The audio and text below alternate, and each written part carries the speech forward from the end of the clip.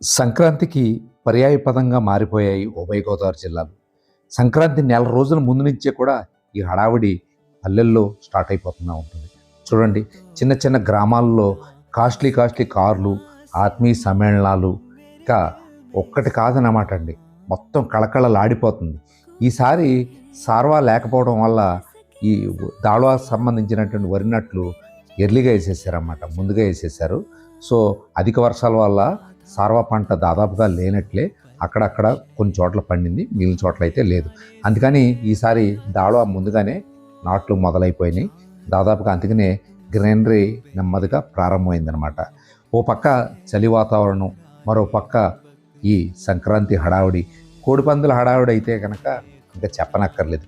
కోనసీమ గ్రామాలతో పాటు ఉభయ గోదావరి జిల్లాల్లో ఎక్కడ చూసినా, ఏ గ్రామం చూసినా కూడా ఈ పందాలు జోరే కనబడుతుంది. చూడండి ఎన్ని కార్లు ఉన్నాయో. తమిళనాడు, తెలంగాణ, కేరళ, కర్ణాటక రాష్ట్రాల నుంచి వచ్చిన కార్లే కూడా మొత్తం ఏ ఊళ్ళో చూసినా కనిపిస్తున్నాయి. ఎవరిళ్ళు చూసినా కూడా బంధువులతో కిటకిటలాడిపోతున్నాయి. ఇక కోళ్ళ సంగతి మీకు తెలియదు ఏమీ లేదు. ఇక్కడ రకరకాల కోళ్ళు ఉంటాయి. నెమలి, కాకి, డేగ, ఇలా రకరకాలు. ఏడాది ముందు నుంచే వీటికి తర్ఫీదు ఇవ్వడం, వీటికి ట్రైనింగ్ ఇవ్వడం, వీటికి మంచి పౌష్టికాహారం పెట్టడం, మనిషి తిన్నా తినకపోయినా కాడ కోడిని అయితే మాత్రం చాలా బలవర్ధకమైనటువంటి ఆహారంతో పెంచి పోషించటం ఇక్కడ గోదావరి వాసులకి ఆనవాయితీ మాట. చూడండి ఎంత పెద్ద పెద్ద పందిళ్ళు వేశారు. ఈసారి ఎలాంటి కట్టుదిట్టమైనటువంటి బందోబస్తు లేదని పోలీసుల హెచ్చరికలు అంతంత మాత్రంగా ఉండటంతో ఈసారి పక్కాగా పందాలు నిర్వహిస్తున్నారు. గోదావరి జిల్లాల్లో కోడిపందాలు ఒక సరదా. ఈ 3 రోజుల పాటు జరిగేటువంటి సరదా మామూలుగా ఉండదన్నమాట. కూలీ నాలి పని చేసుకునేవాడి దగ్గర నుంచి జమీందారు వరకు కూడా పందెం వేసి తీరాల్సిందే. ఓడినా గెలిచినా అది వేరే విషయం. సరదా, అదొక సరదా అంతే. అందుకనే ఈసారి గోదావరి జిల్లాలో పక్కా ఏర్పాట్లతో కోడిపందాల బరులను నిర్వహిస్తున్నారు. అలాగే ఎంటర్టైన్మెంటు, అమ్యూజ్మెంట్ కూడా జోడైంది. సో దీంతో మొత్తం ఉభయ గోదావరి జిల్లాల ప్రజలు ఈ 3 రోజుల పాటు మామూలుగా ఉండదన్నమాట. ఆ సందడి ఏంటో ఒకసారి చూద్దాం.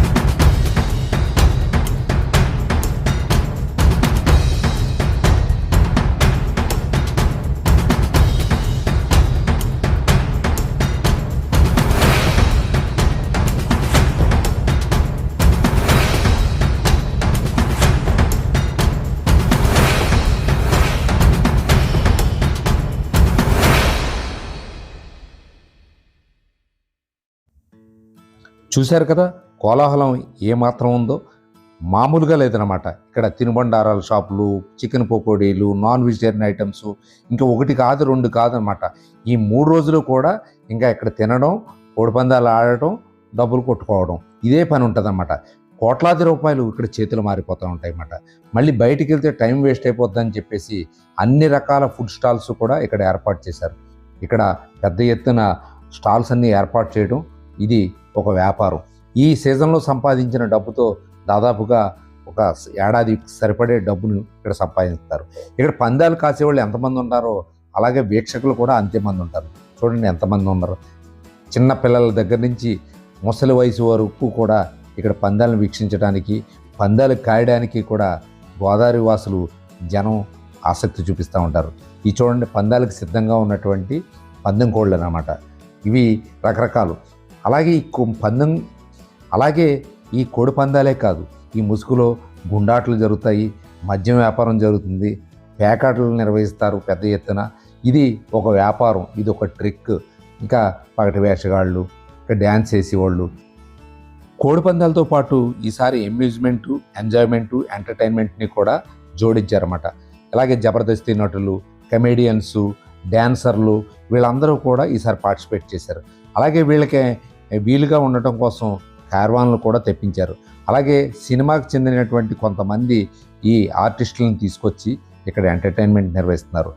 నైట్ టైం అయితే ఎంటర్టైన్మెంటు, మరోపక్క కోడిపందాలు జరుగుతూ ఉంటాయి.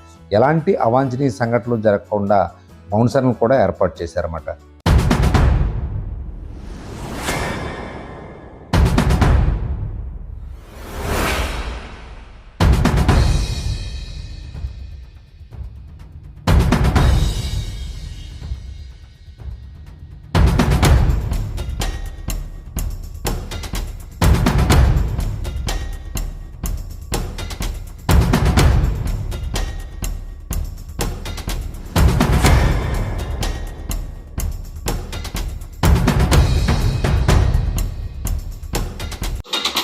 పందెంలో గెలుపొందిన వారు మామూలు హడావుడి చేయరండి.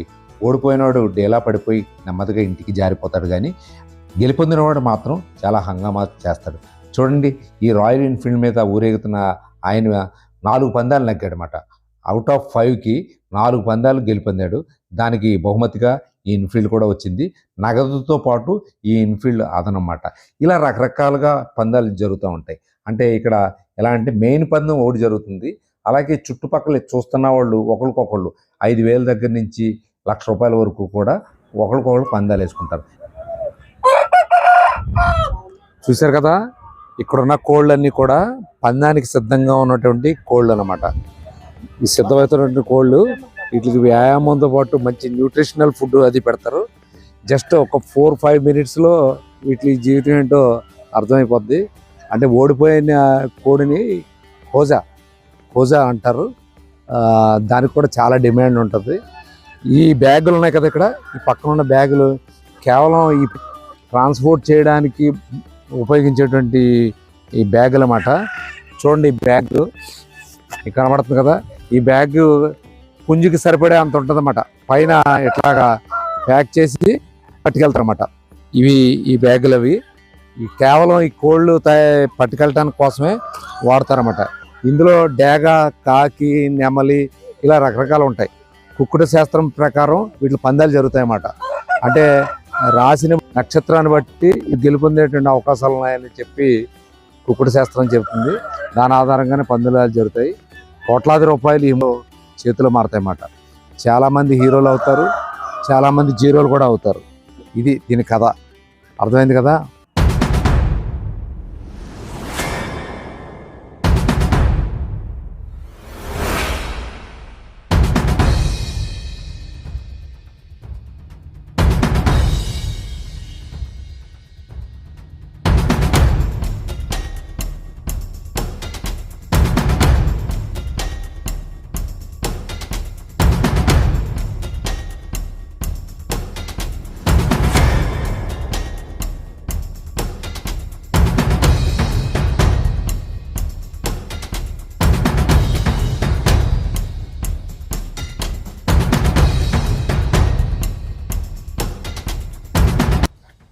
చూశారు కదా, జనం ఎంత బిజీగా ఉన్నారో.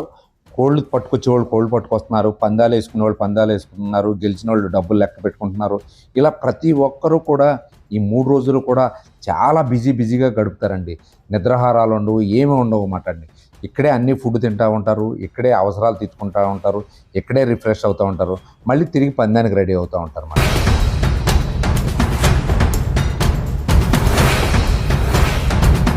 3 డేసే ఉండటం వల్ల ఏంటంటే ప్రతి క్షణము విలువైందిగా భావిస్తూ ఉంటారు నిర్వాహకులు.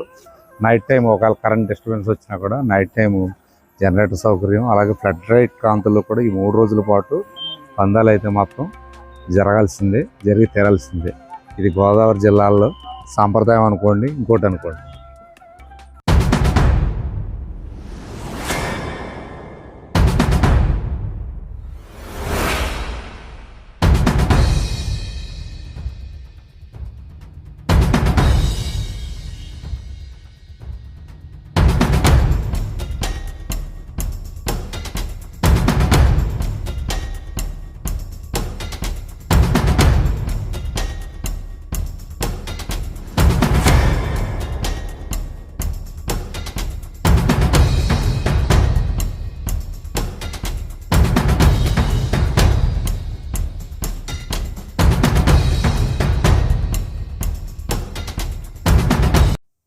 ఇదండి గోదావరి జిల్లాలో జరుగుతున్నటువంటి కనువిందైనటువంటి కోళ్ళపందాల వివరాలు. మరో అందమైన వీడియోతో ఇంకా పెద్ద స్టేడియం తలపించేటువంటి వీడియోని రేపు ప్రజెంట్ చేస్తాను. తప్పనిసరిగా చూడండి. చాలా కోలాహలంగా ఉంటుంది, అద్భుతంగా ఉంటుంది. ఉంటానండి. బాయ్.